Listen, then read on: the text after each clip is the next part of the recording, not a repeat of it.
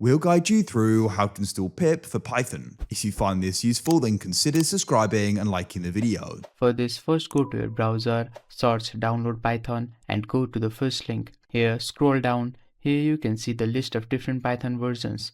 Choose the one you would like to download, then click on download. Now in this page, scroll down again. Here choose the installer for your system. For me, it's 64-bit. Click on it.